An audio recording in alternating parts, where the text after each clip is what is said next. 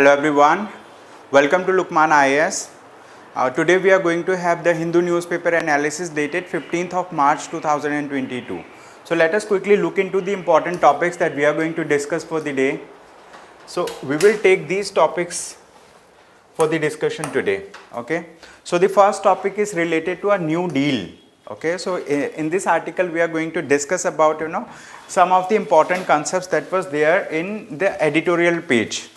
And the next topic is the wars, cold facts, and what India needs to glean. Okay, so this is related to Russia-Ukraine war. The war is happening between Russia and Ukraine, and it has impacted the world at large. So India has also been impacted, and now this particular article looks into the historical facts. How India was also in a conflicting situation in 1962, in 1971. So this article tries to link this particular war with the India's historical past. Now the third article is related to fragmenting world order, United Nations. Okay, so this article talks about that the world order is getting fragmented. Okay, so this article looks into the post Cold War scenario. Okay, so how the war of Russia on Ukraine has challenged the post Cold War scenario, and it has brought into limelight the inefficiencies of the United Nations and United Nations Security Council.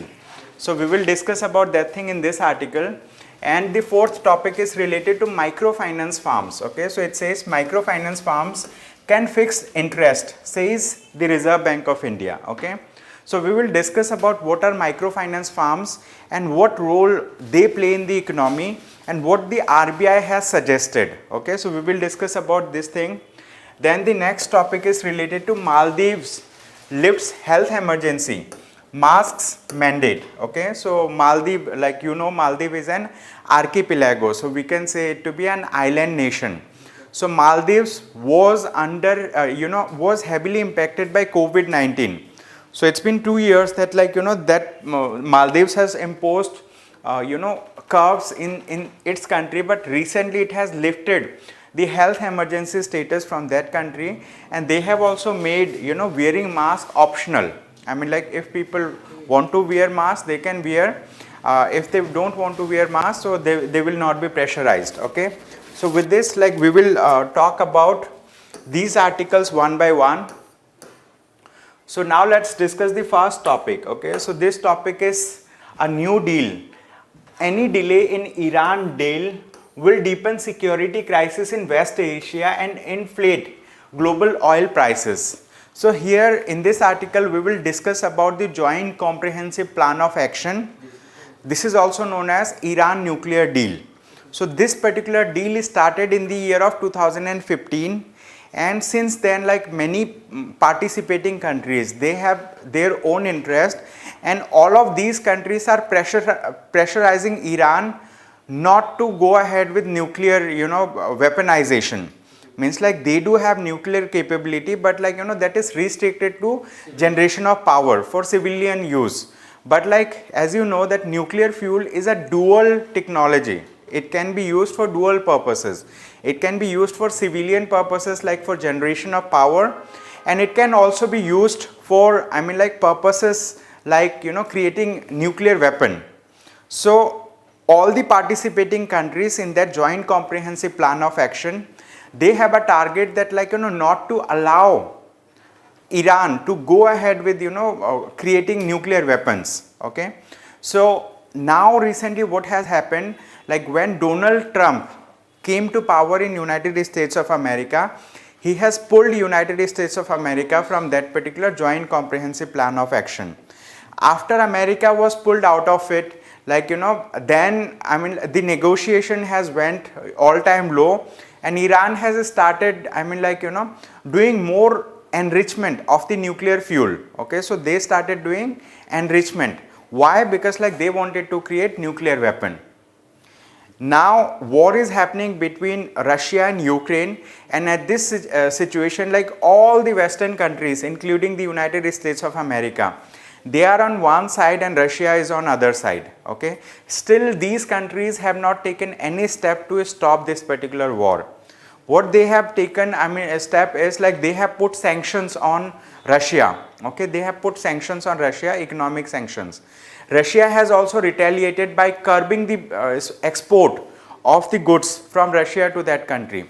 But what has happened, it has also led to, I mean, a situation. So in this situation, what has happened today also, like it is moving. Okay, so in this situation, what has happened, I mean, like, you know, this has also led to that particular situation. I mean, like, you know, now global order has stalled. The countries are not, I mean, like, you know, the countries are not trusting the United Nations system in stopping, you know, further war situations. So the United Nations system is facing that particular issue, and recently what has happened, one of the ministers of Iran, you know, is on the way to go to Russia. Okay, is on the way to go to Russia and to meet the Russian president Vladimir Putin. So why he wants to meet the Russian president, it will keep on, you know, moving, don't worry. Okay, so why, you know, he wants to meet Russian president, because like he wants to you know, get some cooperation from Russia in that aspect. But like, you know, so now we need to discuss about, like, you know, this particular deal which is you know, so it was being held in Vienna also recently. Okay, so the Vienna talks aimed at reviving the Joint Comprehensive Plan of Action, which is also known as the Iran nuclear deal, have hit a wall after Russia sought sanction exemptions for its future trade and defense ties with Iran. Okay, so now what has happened, now Russia wants that, like, you know, because of the sanction, it should not hamper its relationship with, okay, it should not hamper its relationship with Iran. Okay, so that's the thing. Now what has happened, like many countries, I mean, like many countries who are part of it, they want, I mean, like, you know, Iran to stop the proliferation of nuclear weapon. Okay, proliferation of nuclear material, okay, that can become a weapon grade thing. But the thing is, Iran started enriching uranium to a higher purity and installing advanced centrifuges at its nuclear plants. Now the nuclear experts believe Iran is just months away from having enough high purity uranium. Means like many countries are worrying that, like, you know, Iran just needs few more months to create, you know, high purity uranium, and they will be able to utilize it for creating nuclear weapon or nuclear bomb. Okay, so now with this, the Western officials are, you know, concerned about the growing what we say, like growing nuclear capability of Iran. Okay, and it demands urgent action by the, you know, by the concerned parties. The concerned parties should take urgent steps in that regard, and the West push to conclude the deal. Okay, now here we need to understand, like Russia being an original signatory of the Joint Comprehensive Plan of Action is a member of the Joint Commission, and it supervises Iran's compliance. Okay, so like it does multiple role. So now here we need to understand that, like, if Russia is not taking action, so will other countries be able to take the action, I mean, like, you know, so that Iran does not go ahead with the nuclear weaponization. Okay, so the deal can be revived if other signatories take up Russia's responsibilities, but it is not clear whether Iran and China would be ready to go ahead with without Russia. Okay, here, like, you know, China, Russia and Iran, so they seem to have greater cooperation with each other as compared to the, you know, Western countries. I mean, like Western countries just have a single mandate, like they want to stop nuclear weaponization of Iran. But like, you know, here Russia is a signatory over here. Okay, so without Russia, the deal, you know, may get stalled, and during this process, Iran will be in a situation. Okay, Iran will be in a situation to you know, purify the uranium to greater extent, so that, like, you know, it can effectively create a nuclear weapon. Now, so let us move to the next article. It says the war's cold facts and what India needs to glean. As hard power dictates terms in geopolitics, India's Atmanirbhar push needs to move to mission mode. Okay, so here we need to see, like, you know, this article talks about the impact of the Russia's war on Ukraine on India. And also this article, takes us to history to, help us understand the implications or impact that India faced in 1962 war with China. Okay, that time, like here we need to understand that like this particular article also talks about like, historically, if we talk about war, right? So there have been philosophers, like they have told about like what are the consequences of war, like in the 5th century BC. Okay, means like it's been, I mean, what we say, it's been 25,000 years, okay, or like 2,500 years since then. Okay, so we will discuss about this.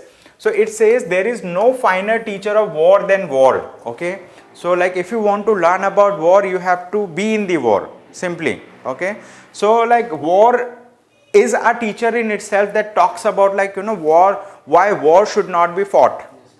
Because in World War I, the world has witnessed war. In World War II also, we have witnessed war. So both the wars had created situations, I mean like, that has told the humanity that like, no further war should be, should be fought. But what has happened after then, like, Cold War happened. Okay, like Cold War situation was there, and United Nations organization was created after, World War II. United Nations organization, United Nations Security Council. So they had a mandate to stop the war in future. But this particular war, if we talk about, Russia's war on Ukraine, this, brings question into what we say, limelight, that talks about like, ineffectiveness of the United Nations system. So there is no finer teacher of war than war. It was said by Mao, and Ukraine-Russia war nears the end of 3 weeks, and it is time one takes stock of India's position in the real world of geopolitics. Okay, in the real world, power talks. Okay, so there was a Greek historian. His name is Thucydides. Okay, so this historian talked about that like, in the real world, power talks. Okay, and if we talk about right is negotiated between equals. Okay, so if there is a powerful person, so they are going to dictate what is power, what is right. But like, the poor, I mean like poor or like, weak, so what they have to do, they have to suffer what they must. Okay, so like, in 5th century, this historian has said right, as the world goes, is only in question between equals in power. While the strong do what they can, the weak suffer what they must. Okay, so this is what, told by the Thucydides. I mean like he was a Greek historian. So this quotation, actually matches with the present situation between Russia and Ukraine. Ukraine being a weak country, okay, Ukraine being a weak country, so like it is suffering.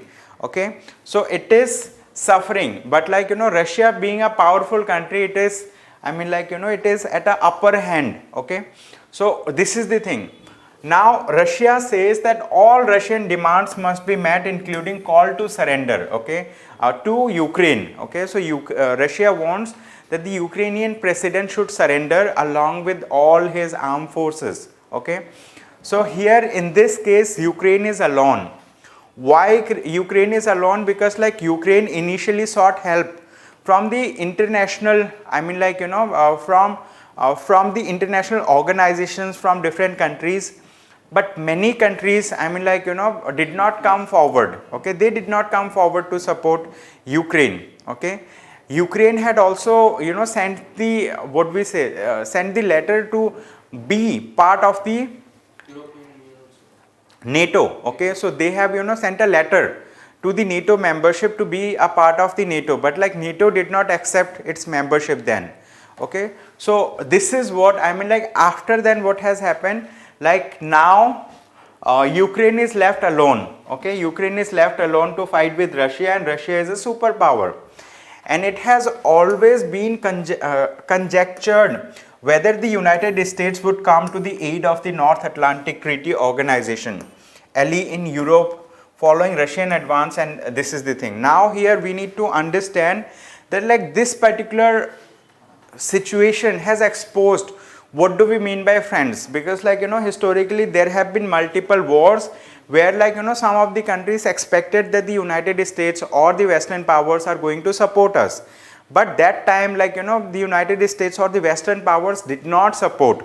They did not support, I mean like those countries. So this has again coming to fight with you and for you has been exposed yet again. Okay. Yes, so there have been many, I mean like Japan, South Korea, Taiwan, means like there has been different situations when war was Now let us understand like like if we talk about the Indian parallel, in Indian case also like there has been a parallel situation earlier. Okay, so India's experience has been similar. Okay, during 1962 India-China war, Moscow, means that time Russia had no time for New Delhi. Okay, so they did not, I mean like so they had no time for New Delhi, and in fact it sided with Beijing, means like Russia has sided with China that time. Okay, at that point of time, and the Americans offered moral and logistic support, means like Americans did not enter into the war, they have just like they have just offered moral and logistical support related to it. Okay, and after then what has happened, the 1965 war was one of the redemption as India rearmed itself in a big way, a drive that continued and gave us the outright victory in 1971. Okay, so this is a situation like here also politics comes into play. When India is at war with China, we cannot expect Russia to be on our side, because Russia is more closer to China than Russia. Okay, that time United States may help us, but like it is not going to jump into the war for India. That's the thing. So like India receives only moral and like logistics support. Okay, similarly the Ukraine is receiving moral and logistic support now. It is not like none of the countries are going into war against Russia. Okay, because of Ukraine. Okay, because of Ukraine. So now here it says that for common man, this constitutes power, but between two nuclear capable nations, the atomic weapon is a deterrent. Okay, now here we need to understand like this article talks about that like India became a nuclear country. Okay, later on after the war.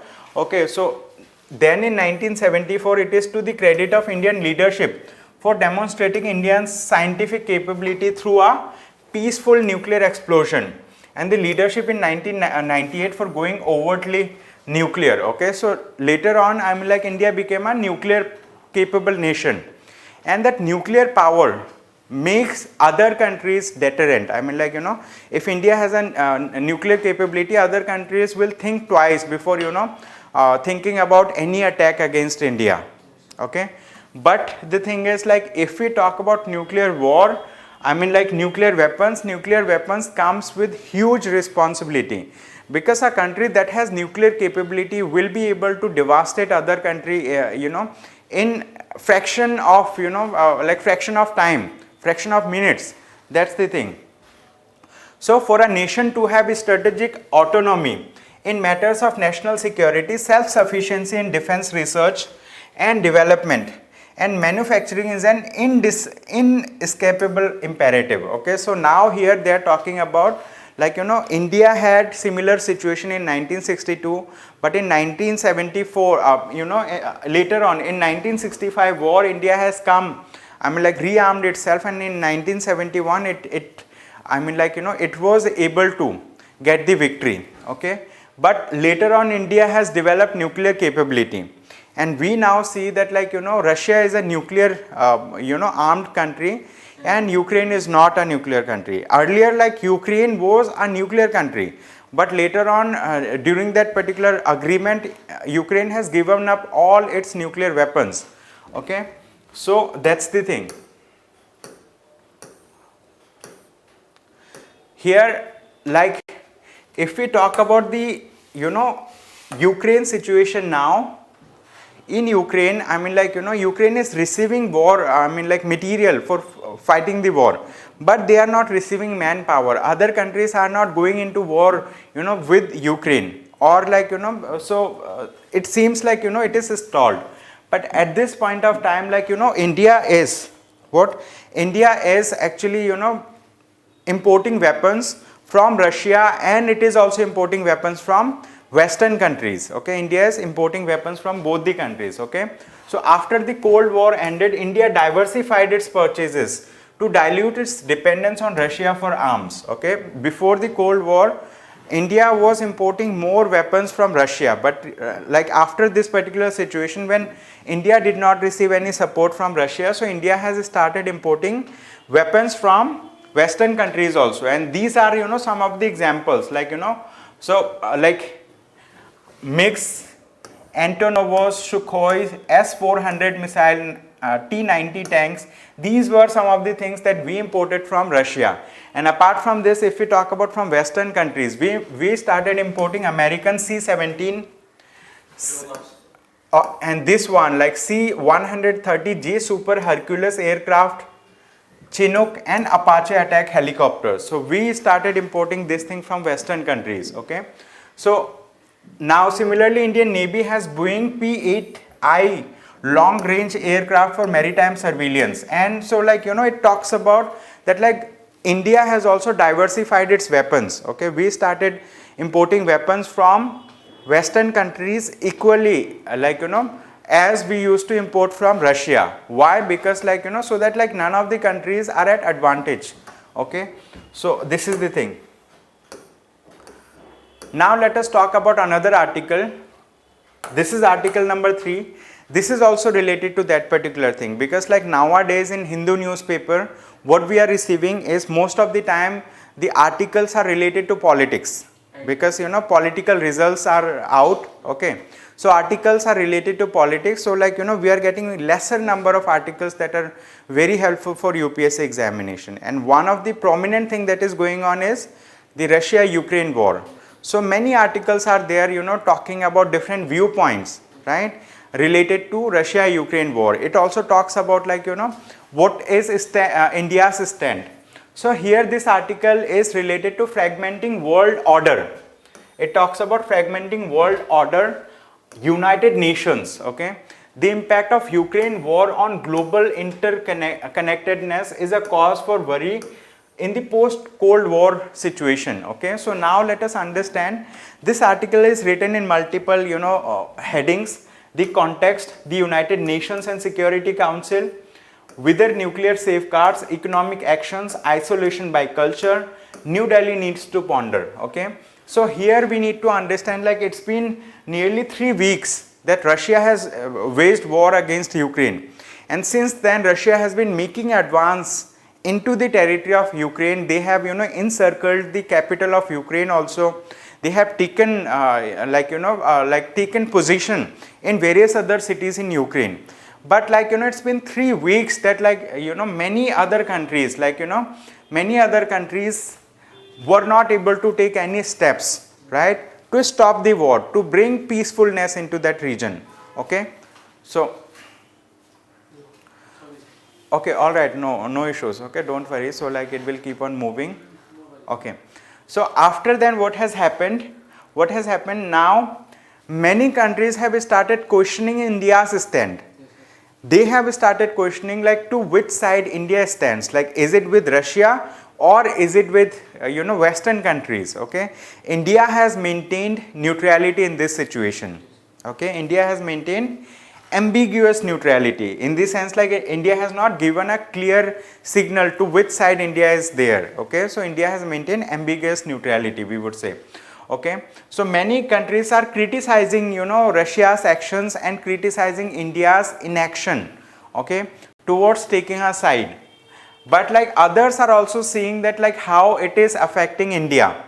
Many people are pondering about like what is the effect of that war on India.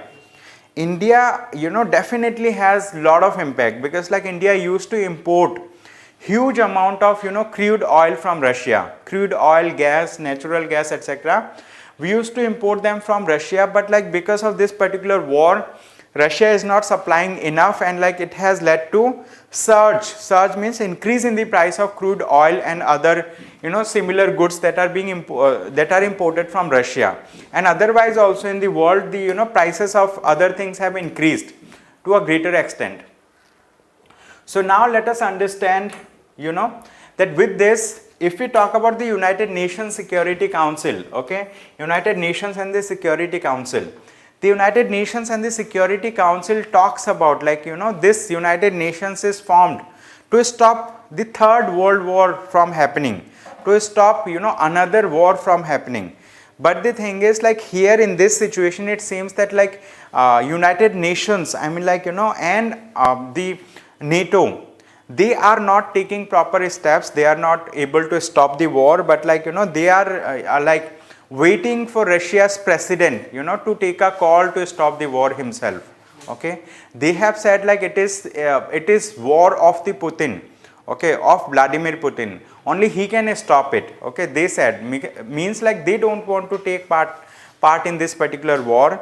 If they enter into the war, then it will become the Third World War. Definitely, okay, it will turn into Third World War. But as of now, they have also maintained some restraint. The Western countries, they have maintained restraint. Okay, if they enter into war, it's going to be Third World War. But they are not effective enough also to provide a mechanism of dialogue, so that the issue can be resolved amicably by what we say diplomacy, through diplomacy. Okay, so means it is staying neutral, neither acting as a peacemaker, nor letting happen the Third World War to happen. They are not participating into the war to stop the Third World War from happening. At the same time, they are not giving any particular what we say, they are not giving any support, so that these countries can settle the thing. So they are together. These countries are discussing on the peace issues. Means only Ukraine and Russia are discussing on the peace issues. Okay. So here this article talks about those issues in detail, like what the United Nations UN Charter preamble says. Okay, so if we read the preamble of the United Nations Charter, it says to save succeeding generations from the scourge of war, to practice tolerance and to live together in peace with one another as good neighbors. As well as Article 1 and 2 says the purposes and principles of the United Nations. Means the purpose and principle of the United Nations is to bring peace in the world, to stop Third World War from happening. Okay, but it was not able to resolve this thing. Okay, and after then if we talk about whether nuclear safeguards. Okay, now here Russia is recklessly waging war against Ukraine. Ukraine is trying to defend itself. The Western countries would have taken certain steps, but Russia has alerted the nuclear arsenal. They said all of you means be ready for waging a nuclear war. So that's why the Western countries are not taking any further action related to it. Okay, so this is the thing. The nuclear safeguards, if we talk about the world has seen the effect of nuclear war. Hiroshima and Nagasaki, World War II. Okay, we have seen nuclear weapons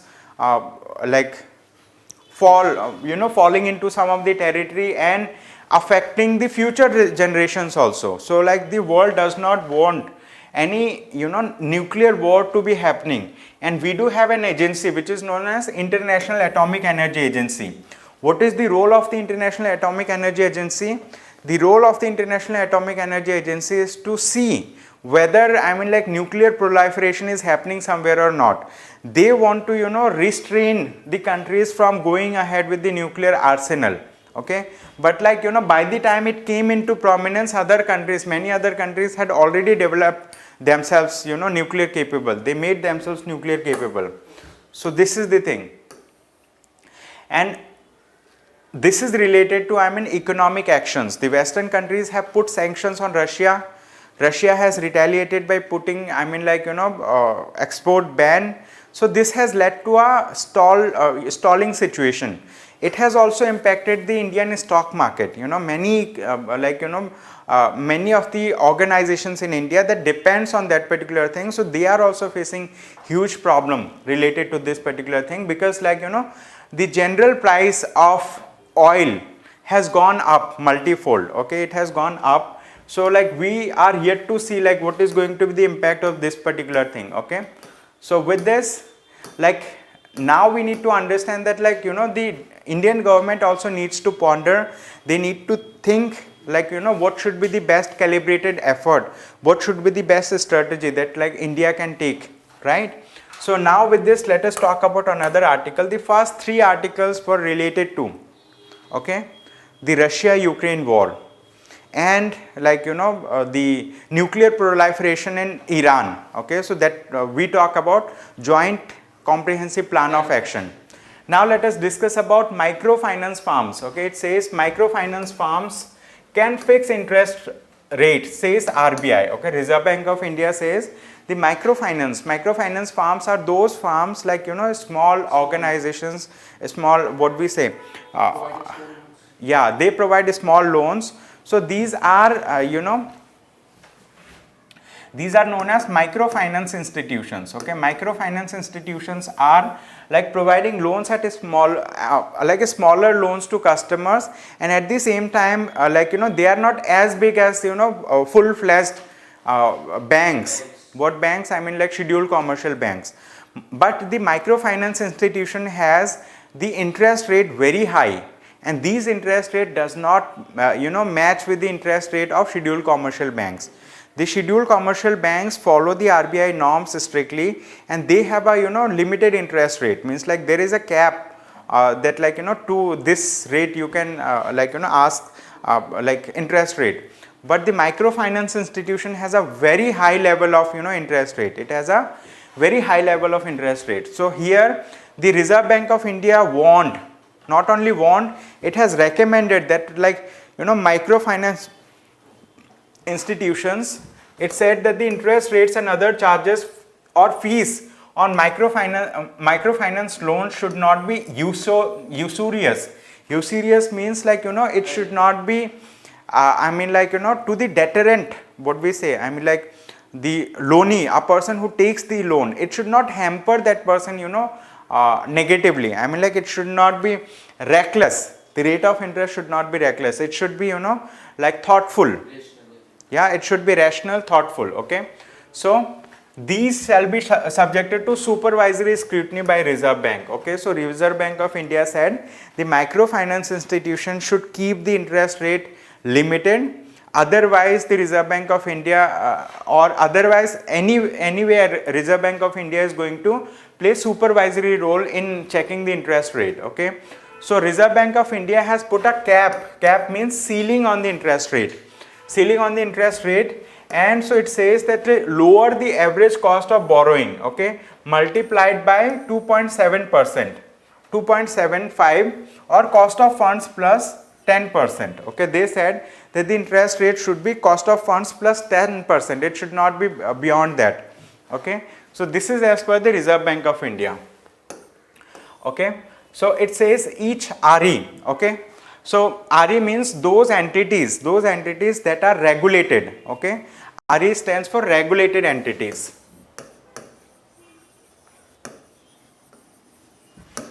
Regulated by RBI. Yes.